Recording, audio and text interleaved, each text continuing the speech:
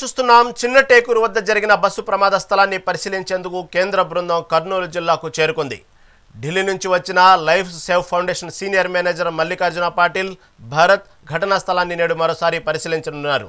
ప్రమాదం జరిగిన తీరును సమగ్రంగా అధ్యయనం చేసి బస్సు ప్రమాదానికి దారితీసిన కారణాలను గుర్తించనున్నారు. నిన్నటి సంఘటన ప్రాంతాన్ని సందర్శించి ప్రమాదం ఏ విధంగా జరిగిందో అన్న విషయంపై విచారణ చేశారు.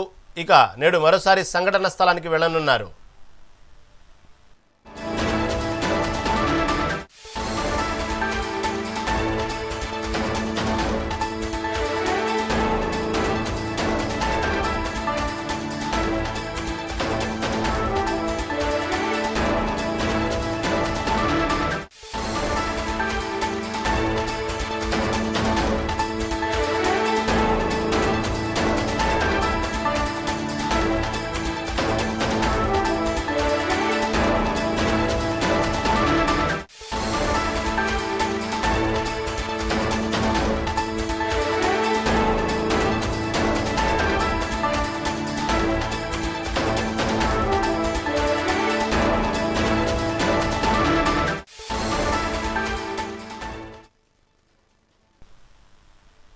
చిన్న టేకూరు వద్ద జరిగిన బస్సు ప్రమాద స్థలాన్ని పరిశీలించేందుకు కేంద్ర బృందం కర్నూలు జిల్లాకు చేరుకుంది.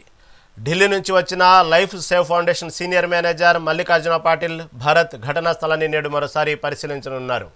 ప్రమాదం జరిగిన తీరును సమగ్రంగా అధ్యయనం చేసి బస్సు ప్రమాదానికి దారితీసిన కారణాలను గుర్తించనున్నారు. నిన్నటి సంఘటన ప్రాంతాన్ని సందర్శించి ప్రమాదం ఏ విధంగా జరిగిందో అన్న విషయంపై విచారణ చేశారు. ఇక నేడు మరోసారి సంఘటన స్థలానికి వెళ్లనున్నారు.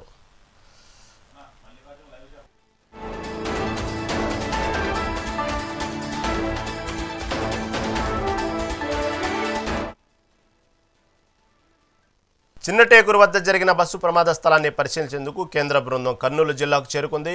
దీని గురించి మరింత సమాచారం మా ప్రతినిధి మల్లికార్జున లైవ్ ద్వారా అందిస్తారు. మల్లికార్జున, చెప్పండి, ఏదైతే కర్నూలు జిల్లాలో జరిగిన ఘోర బస్సు ప్రమాదం సంబంధించి నిన్న వచ్చినటువంటి ఎవరైతే ఢిల్లీ నుంచి వచ్చిన life save foundation senior manager Mallikarjuna Patil అదేవిధంగా భరత్ ఘటనా స్థలాన్ని మళ్ళీ ఇంకోసారి పరిశీలించనున్నారు. దీని గురించి తాజా అప్డేట్ ఏంటి?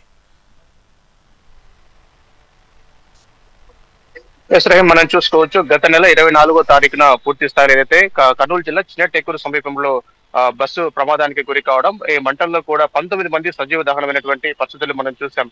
ఈ నేపథ్యంలో కూడా ఇంత సివియర్ గా ఉన్నటువంటి జరిగినటువంటి ఈ సంఘటన పైన కూడా కేంద్ర ప్రభుత్వం దృష్టి సారించాలని చెప్పవచ్చు. నేపథ్యంలో కూడా ఒక ప్రత్యేకమైనటువంటి టీం ఏదైతే ఆ లైఫ్ సేవ్ ఫౌండేషన్ ఏదైతే ఉందో ఒక ఆర్గనైజేషన్, ఈ ఆర్గనైజేషన్ కూడా ఆ ప్రమాదానికి గల కారణాలు ఏంటో విశ్లేషించి తమకు రిపోర్ట్ ఇవ్వాలని చెప్పేసి అని కూడా కేంద్ర ప్రభుత్వం ఆ టీం ను కూడా ఇక్కడికి పంపించిన పరిస్థితి మనం చూస్తాం. నేటి రోజున పూర్తి స్థాయిలో చిన్న టేకూరు గ్రామ సమీపంలో జరిగినటువంటి బస్సు ప్రమాదం ఏదైతే ఉందో ఆ ప్రాంత పరిసరాలన్నింటినీ కూడా ఆ టీం పరిశీలించిందని చెప్పవచ్చు. ముఖ్యంగా సీనియర్ మేనేజర్ గా ఉన్నటువంటి మల్లికార్జున పాటిల్తో పాటుగా భరత్ మరి ఇంకో వ్యక్తి, అంటే మొత్తం ముగ్గురు ఈ ప్రాంతానికి వచ్చారు. ముఖ్యంగా స్పాట్స్ ని, బ్లాక్ స్పాట్స్ ని 100కు పైగా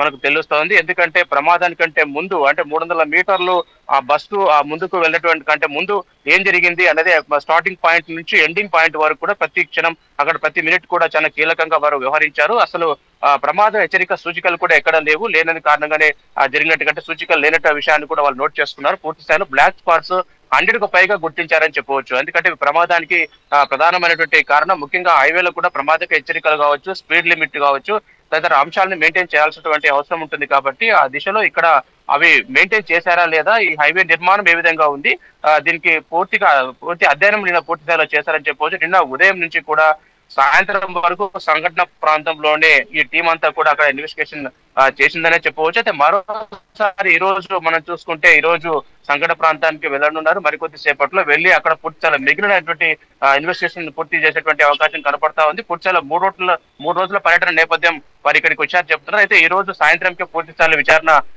అయిపోయే అవకాశం కూడా కనపడుతుందని అంటున్నారు. పూర్తి స్థాయిలో 7వ తారీఖు మనం చూసుకుంటే కనుక ఇక్కడికి కేంద్ర ప్రభుత్వం నుంచి ఒక సీనియర్ అధికారి కూడా ఈ ప్రాంతానికి రానున్నారు చెప్పవచ్చు. ఎందుకంటే ఈ లైఫ్ సేవ్ ఫౌండేషన్ టీం ఏదైతే ఉందో వీరు చేసినటువంటి సమగ్రమైనటువంటి దర్యాప్తు విచారణ ఈ ప్రాంతంలో ఎలాంటి జాగ్రత్తలు తీసుకున్నారు, వీరు ఇచ్చే రిపోర్టు అంటే వీరు చేసినటువంటి ఇప్పుడు ఈ 2 రోజుల్లో వీరు చేసినటువంటి రిపోర్ట్ ఏదైతే ఉందో ఆ రిపోర్ట్ అనేది కూడా కేంద్ర ప్రభుత్వానికి సమర్పించడం జరుగుతుంది. నేపథ్యంలో కేంద్ర ప్రభుత్వం నుంచి ఒక సీనియర్ అధికారి కూడా ఈ ప్రాంతానికి 7వ తారీఖు రానున్నారని చెప్పవచ్చు. ఇక్కడికి వచ్చిన తర్వాత మరొకసారి సంఘటన ప్రాంతం చినటేకూరు సమీపంలో జరిగినటువంటి బస్సు ప్రమాద సంఘటన ప్రాంతాన్ని కూడా ఆయన పరిశీలించారని చెప్పవచ్చు. పూర్తి స్థాయిలో అక్కడ మరొకసారి పరిశీలించిన తర్వాత కేంద్ర ప్రభుత్వానికి కూడా ఒక నివేదికను కూడా పంపడం జరుగుతుందని చెప్పవచ్చు. ముఖ్యంగా మనం చూసుకుంటే ఈ ప్రమాదం హైదరాబాద్ నుంచి బెంగళూరుకు వెళ్తున్నటువంటి వేమూరి కావేరీ ట్రావెల్స్ బస్సు ఈ ప్రమాదానికి గురైంది. కర్నూలు జిల్లాలో పూర్తి స్థాయిలో చిన్నటేకులు దాటిన సమీపంలోనే నేషనల్ హైవే పై కూడా ఈ ప్రమాదం జరిగిందని చెప్పవచ్చు. ఈ ప్రమాదంలో మనం చూసుకుంటే చనిపోయినటువంటి 19 మందిలో వివిధ రాష్ట్రాల నుంచి వారు ఉన్నారు కాబట్టి పూర్తి స్థాయిలో ఈ సంఘటన చాలా